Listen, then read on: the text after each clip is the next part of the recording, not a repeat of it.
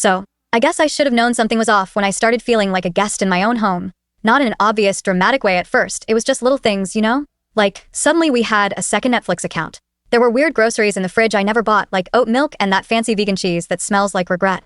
The toilet seat would be up when I got home, even when I knew my husband hadn't been there all day. And I'd ask him about it, and he'd just brush it off like, "Oh babe, I must have done that half asleep," or, "I thought you liked almond milk now." I didn't. I don't. And I never have. But I also didn't want to be that wife, nitpicking every detail and sounding paranoid. I just wanted to be chill. I wanted to believe I was overthinking. We'd only been married a little over a year, and I was still in that weird post-honeymoon fog where you convince yourself everything is fine, even when your gut says it's not. And maybe that's my fatal flaw. I always give people way too much benefit of the doubt, especially when I love them. Especially when it's someone like Jason. Jason was, well, he was magnetic. The kind of guy who made everyone in the room laugh, even if he wasn't trying. He was effortlessly charming, funny without being arrogant, and he had this way of making you feel like the most important person in the room when he looked at you. I fell hard, like full rom-com montage, cheesy music playing in the background, kind of hard. So when we moved in together and things got serious, I thought I hit the jackpot, and for a while it was great. We talked about future plans, babies, travel, building a life. He even made spreadsheets to help us budget for a house one day, and that's how I ended up with his name on most of our bills. He said it'd be easier for us to keep track if everything was in one place, and I trusted him.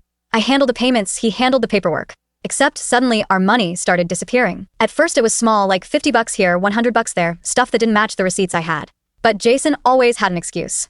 "Oh, I bought gas and forgot to Venmo myself back." Or, "That's from the vet last month, remember?" And I'd nod and move on because again, I didn't want to be the paranoid wife. I didn't want to accuse him of anything without proof. But the weird part, our utility bills doubled in 3 months. I thought maybe rates went up or something was leaking, like I even called the water company to check. Everything was normal, except us. Except my husband, and that's when I found it. The receipt. One afternoon, I was cleaning out my car, and there it was, a crumpled receipt wedged between the seat and the center console. $87 from a fancy restaurant I'd never been to, dated last Thursday. The exact night he told me he had to work late. I checked the timestamp. 7:12 p.m. That liar even texted me a photo of his laptop that night, saying he was swamped. That was the first crack. I didn't say anything right away. Instead, I did what most women do when they know something's wrong. I pretended like I didn't know, while quietly going into detective mode. And what I found still makes my stomach drop. My husband was double living with his ex, and I was paying their bills. So, I should explain something about Jason's ex. Her name's Vanessa. And before you roll your eyes and assume the typical jealous wife story, let me just say, I never had a problem with her. Not really. Jason had told me about her early on. They dated for a few years before me, broke up, and supposedly went their separate ways. He said they were toxic together, that she was too dramatic, and that she was the one who ended things, not him. Which I didn't love hearing, like, you always want to be the one who wins, right? But fine. People have pasts. I had mine, he had his. I figured it was history. He even said they weren't in touch anymore. She moved across town. She was doing her own thing. I never asked too many questions because, honestly, I didn't think I needed to. That's what love does to you. It makes you stupid. It makes you believe someone just because they say, "Trust me." But that night, after I found the receipt, I couldn't even breathe right. I just kept staring at my phone, flipping through our texts from that night, analyzing every emoji like a forensic scientist. And that's when I remembered something random he said the week before. Vanessa still has my Netflix password. I should probably change that. It had slipped my mind completely. But now it was like a neon sign flashing in my head. Why would she still have his login if they weren't talking? Why would he still care? So I went into our Netflix settings. I pulled up the devices, and one of them was named Samsung TV, living room. Not ours. Our TV is an LG. I remembered because we fought about buying it. He wanted a cheaper one, and I insisted on 4K. So what the hell was the Samsung? I clicked recent activity. Let me tell you, there is no slap quite like seeing a Netflix account you pay for being used to binge a show called Couples Therapy on a Thursday night while your husband tells you he's drowning in spreadsheets at the office. The show stopped streaming around 9 p.m. The restaurant receipt? Timestamped at 7:12 p.m. Do the math. I stared at that screen, heart pounding, hands shaking, and this sick feeling just spread through my chest. I wasn't paranoid. I wasn't overthinking, and I wasn't being insecure. I was right. But I needed more because I'm the kind of person who doesn't make accusations without proof. Not just for him, but for me. I wanted to know. I needed to see it, not just feel it, you know. So I did what any freshly betrayed wife might do in the middle of the night when her world is falling apart. I became a full-blown FBI agent. I pulled up our credit card statement. Jason didn't even bother hiding it. The idiot used the same card I paid off every month. That same Thursday night, a Lyft charge, drop-off location, 340 Westwood Lane. I copied the address into Google Maps. It was an apartment complex. A nice one. Gated. With underground parking. The kind of place that costs real money. And you know what made me actually laugh, like full, broken, borderline hysterical laughter? That address was listed on our shared electric bill. The one I paid every month.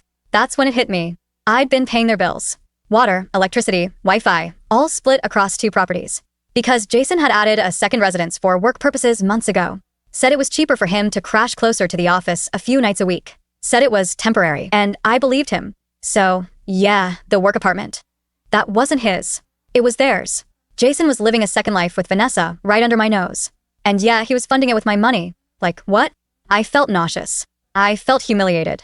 I felt like everything I knew, my marriage, my home, my husband, was a carefully staged lie. And I was the fool starring in my own nightmare. But I wasn't going to stay the fool. Not for long. I don't even remember getting dressed that morning. I just know that one second I was staring at that address, and the next I was in my car, gripping the steering wheel like I might freaking crush it. I didn't have a plan.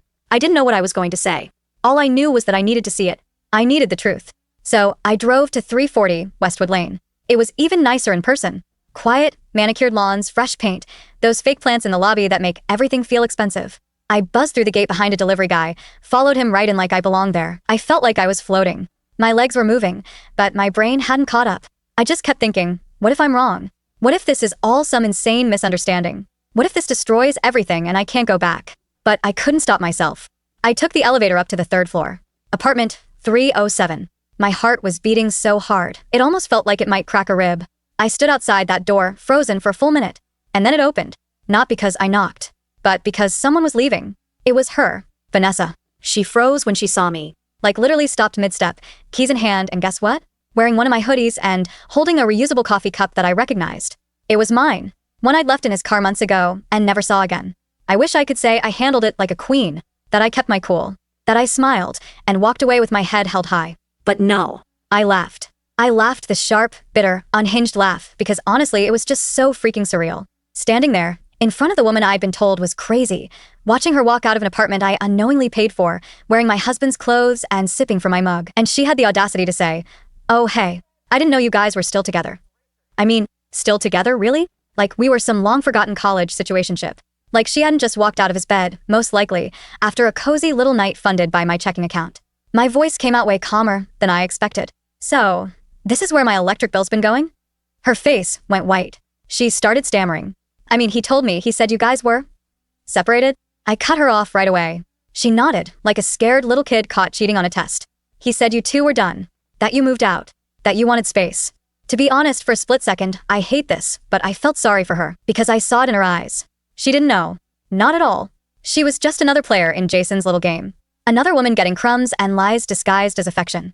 Another paycheck for his fake little fairy tale. I didn't say another word. I walked right past her, pushed the door open, and stepped inside. And, oh my God, the apartment looked, well, not like a crash pad. Not like a workspace. Like a home. Their home. There were framed photos. Throw pillows. A toothbrush with my husband's name engraved on it. The one I gave him for Christmas. His cologne. His shoes. His laptop.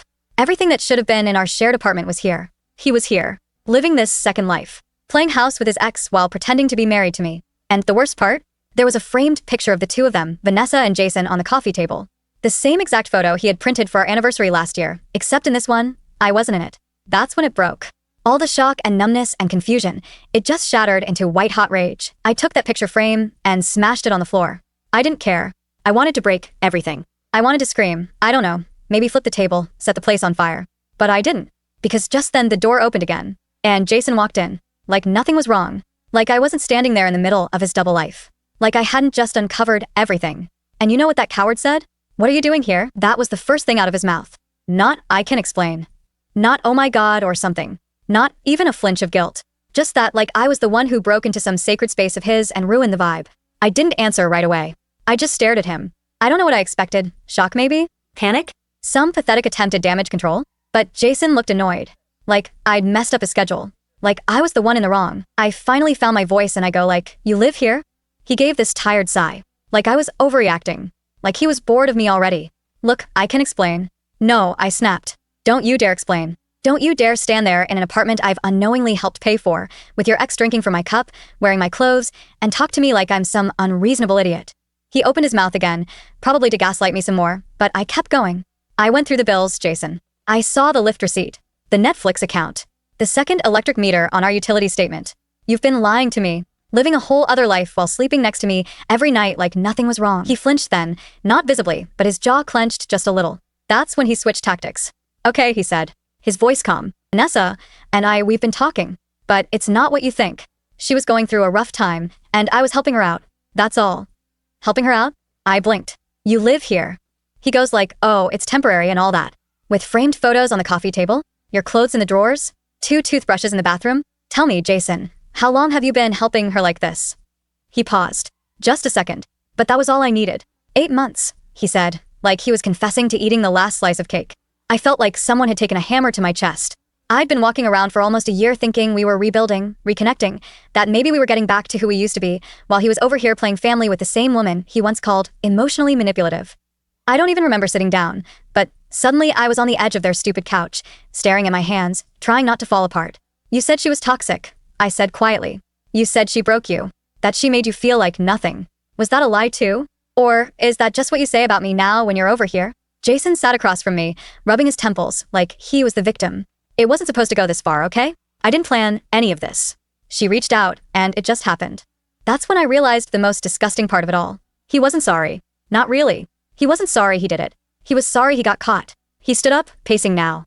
I mean, come on, things haven't exactly been amazing between us either. You've been so distant lately. Everything's always about work, about money. I snapped my head up. So, you cheated because I was busy? Because I was out there holding everything together while you were playing house with your ex behind my back. He had the nerve to look frustrated. You always twist things. No. I cut him off, standing now too. I don't twist things. I see things. I see who you really are now. There was a long, horrible silence between us. Then he muttered, well, maybe we're both better off. You know? That broke something in me. All this time I thought I was fighting for something real. Something worth saving. I thought maybe, deep down, Jason was just confused or scared. But no. He had chosen this. Chosen her. Chosen this lie. He just didn't have the decency to tell me. I didn't cry. At least not yet. I just walked out. Vanessa was still standing at the end of the hallway, awkward as hell, like a kid who heard their parents fighting. I didn't even look at her. I just said, loud enough for them both to hear, send me your Venmo. You can start paying your own electric bill. And I left. I didn't go home right away. I couldn't. I needed air, space, silence, something that didn't smell like betrayal. I drove around for almost 2 hours. No music. Just my thoughts tearing me apart in waves. But somewhere between the 5th red light and my 3rd iced coffee of the day, the numbness started to wear off. And something new crept in. Anger. Not just at Jason. At myself. For missing the signs. For gaslighting myself every time my gut screamed that something wasn't right. For carrying the whole freaking marriage on my back while he used me like some financial safety net. But most of all, I was angry that he still had control of the narrative. That he could still tell people whatever version of the story made him look good. So, I decided he wasn't going to get to hide anymore. I started with his mom. Now listen, I've never had a great relationship with Jason's mom, Karen. And yes, her name is actually Karen. I wish I were joking. She's always been that passive-aggressive type, sweet on the outside, but you could practically hear the judgment in the way she speaks. She always thought I wasn't domestic enough. Too career-focused. Not soft enough for her, baby boy. So yeah, I expected her to take his side. But even she was absolutely shocked. I sent her a simple message. Thought you should know your son has been double living with Vanessa for the past 8 months. I've been unknowingly paying their bills. Here's the proof. And I attached screenshots of the Lyft receipts, the duplicate utilities, and a photo I'd secretly snapped of their apartment, his shoes in the entryway, that disgusting framed picture of them on the table. It took her about 10 minutes to call me. She sounded breathless. Wait, he's what? Are you sure? I didn't even hold back. I laid it all out for her. The lies. The money. The way he used me as his financial cushion while he went off and played house with his ex. And to my absolute surprise, she was horrified. I swear I had no idea, she said. He told me you two were going through a trial separation. He made it sound like you were the one pulling away. Of course he did, because Jason was always good at crafting whatever story made him look like the poor, confused husband just trying his best while the big bad wife emotionally neglected him. It was classic him, emotionally manipulative and so freaking calculated. Karen was quiet for a while. Then she said, I'm going to talk to him. This is unacceptable. And Vanessa? Seriously? I didn't expect that last part. I thought she liked Vanessa more than me, honestly. But I guess even Karen had standards. After that, it was like a domino effect. I told my sister. She cried with me over the phone. Told me she'd always gotten off vibes from him, but didn't want to meddle. My best friend, Mia, came over that night with takeout and a bat, and she meant it when she asked if I wanted to smash something expensive. I didn't post anything online. I didn't blast him on Facebook or make some long dramatic thread on Twitter. But the truth spread anyway, because people talk. Jason's coworker, one I'm still friendly with, texted me the next day. Hey, just heard what happened. I'm so sorry. If it helps, a bunch of us suspected he was shady. You didn't deserve that. And then I found out something else. Apparently, Jason had brought Vanessa to his office holiday party last year and told everyone she was his new girlfriend after his divorce. Divorce. The man was still living with me during that time, sleeping in our bed, acting like we were working things out. And he was telling people we were over? I felt sick, but also strangely relieved. Because every lie he told, every story he spun, was unraveling. One by one, people were seeing who he really was, and I wasn't going to keep quiet anymore.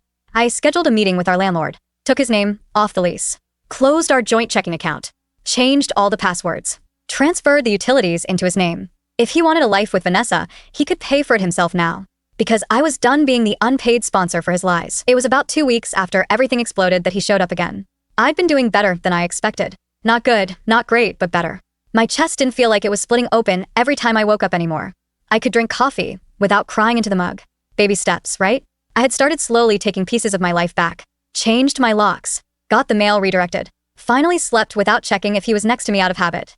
Mia and I were even joking about burning his old hoodie in some kind of exorcism bonfire. Still might, though. So when the knock came, I wasn't expecting it. And when I opened the door and saw him standing there, hoodie half-zipped, hair messy, that pathetic little apologetic look on his face, my heart did not skip. It clenched, in disgust. Can we talk? He asked, like this was a normal inconvenience. Like he was just returning a borrowed charger or something. I didn't say anything. Just stepped back and let him in. I don't even know why. Maybe I needed to hear it. Maybe part of me wanted to know what lie he'd try to sell me now. He looked around like a stranger in a museum, taking in the apartment that used to be his, now cleared of all his stuff, his cologne, his lazy messes. He didn't sit, just hovered near the kitchen counter. Then he started all these I messed up stuff. I almost laughed. Messed up? Like he missed a meeting. Like he forgot to take the trash out or something. He must have seen it on my face, because he rushed to continue. I don't even know how it got this far. And Vanessa, she was familiar. And I felt like I was losing myself in our marriage. I know that sounds like an excuse. Because it is Jason, I snapped. He paused, swallowed, kept going. I didn't plan to live 2 lives. It just kind of spiraled. I was overwhelmed. You always had everything together, and I felt like I was falling behind. And then when she reached out, You saw a way out that didn't make you feel like the failure you were becoming. I finished for him. Someone who didn't remind you of all the ways you were checking out. He looked down and didn't deny it. I didn't want to hurt you, he said quietly. I shook my head. You didn't care enough not to. Don't act like you tripped and fell into a double life. You built it. You fed it. You maintained it, with my money. He finally sat down, hands in his lap. He looked smaller than I remembered. Like the man who used to fill a room with fake charm had deflated into someone hollow. I'm sorry, he said. And I think he meant it to be honest. I really do. But it didn't matter anymore, because sorry doesn't rewrite the months I spent carrying a marriage alone. It doesn't undo the moments I questioned my sanity, doubted my instincts, blamed myself for his withdrawal. It doesn't put the money back in my account, or the trust back in my gut. Still, I let him finish. I ended things with Vanessa, he added, almost like he thought that would change something. It wasn't real. She doesn't even know me like you do. I was chasing comfort. Too bad comfort doesn't pay the electric bill, I said. He let out a breathy laugh, like he thought we were having a moment. Then his voice softened. Is there any chance we could try again? Maybe someday? That was when I knew, like really knew, that he still didn't get it. He thought this was about her, about the affair. But it wasn't. It was about the pattern, about the way he used people like life rafts, how he could lie so easily, how he always ran from hard conversations until someone else cleaned up the mess. I stood up and opened the door. I don't hate you, Jason, I said honestly. I just can't respect you, and I'll never trust you again. So no, there's no chance. Not someday. Not ever. He nodded like he already knew. Like maybe he came for closure he didn't deserve, and maybe I gave it to him anyway. Then he walked out, and I closed the door behind him for the last time. And I didn't cry. You always think you'll feel something huge when you finally cut someone out of your life like that. Like fireworks or a cinematic moment where you stand tall in the doorway and the music swells behind you. But really it was quiet, almost boring. I closed the door, locked it, and stood there for a few seconds. Then I just turned around and went to do the dishes. That was it. No tears. No dramatic collapse onto the couch. I just kept going. And I think that's what healing actually looks like, at least sometimes. It's not always some emotional breakthrough or a grand moment of closure. Sometimes it's folding your laundry without crying, or driving past the exit to his place without your stomach twisting, or realizing at the end of the day that you didn't think about him once. The first week after he left, I took time off work. Not because I couldn't function. Honestly, work was one of the only things grounding me, but because I needed to be intentional with myself. I needed to stop surviving and start living like me again. I rearranged the apartment, got rid of the couch he picked, painted the bedroom the shade of green I liked, the one he always said was too dark. I went back to therapy, which, let me just say, should be free for every woman who's ever been gaslit into questioning her own reality. My therapist helped me unpack everything. The guilt, the misplaced responsibility, the grief of losing a future I thought I had. And we talked about the deeper stuff too, like why I tolerated so much. Why I tried so hard to fix a relationship that was making me shrink, just to fit inside it. I started journaling again. Not the Dear Diary kind. More like, today I didn't respond to his stupid apology text, and I feel powerful. More of that kind. And I let myself feel the ugly stuff too. The anger, the shame, even the weird flashes of missing him. Not him really, but the version of him I thought I loved. It was messy, non-linear. Some days I felt on top of the world. Others, I ate half a cake in bed watching true crime documentaries and cursing all men named Jason. But through it all, I started coming back to myself. I reconnected with old friends I'd distanced myself from during the relationship. Went out dancing with Mia for the first time in forever. Took myself to brunch. Booked a solo weekend trip just because I could. I started separating my worth from what I gave to others. Because for so long, my value was tied up in how much I could support him, fix things, keep the peace, carry the weight. But I'm not a life raft. I'm not a therapist. I'm not someone's fallback plan. I'm a full person. I deserve honesty and partnership, and someone who doesn't mistake stability for convenience. About a month after he left, I got a letter from him. A real one. Handwritten. 6 pages long. Apologizing again. Telling me how he missed me. How he didn't recognize himself anymore. How he wanted to do better, not to get me back, but because he saw now who he'd become. I read it once, folded it up, and put it in a drawer I don't open anymore. Because while I'm glad he's finally facing himself, it's not my job to walk him through that fire. He lit it. He can sit in the smoke. If I could sit down with the version of me from a year ago, the one who was budgeting every cent, stressing over why her husband was pulling away, wondering if she was the problem, I think the first thing I'd do is hug her. Like, really hug her. Let her cry into my shoulder until she stopped apologizing for things that were never her fault. And then I'd look her in the eye and say, "You are not crazy. You are not overreacting. And you are not too much. He just couldn't meet you where you were, and that is his failure, not yours." I'd remind her that people don't just accidentally lead double lives. That lying for months, to your face, to your heart with your money, is a choice. A choice that says everything about them and nothing about your worth.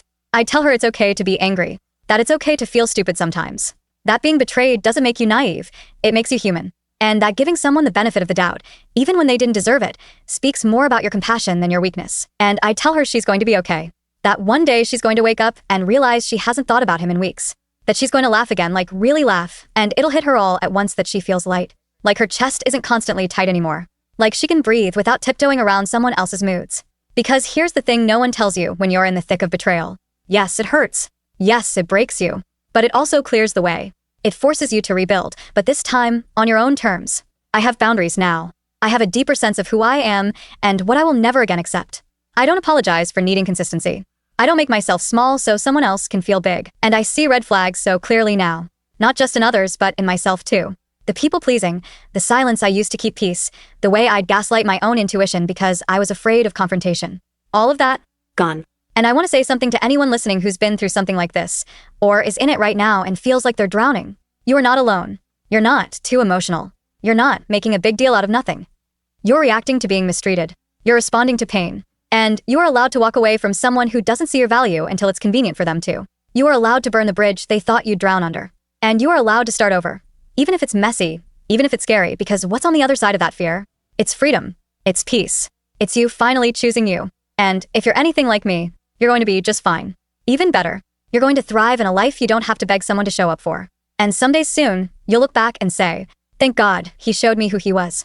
I just wish I'd listened sooner."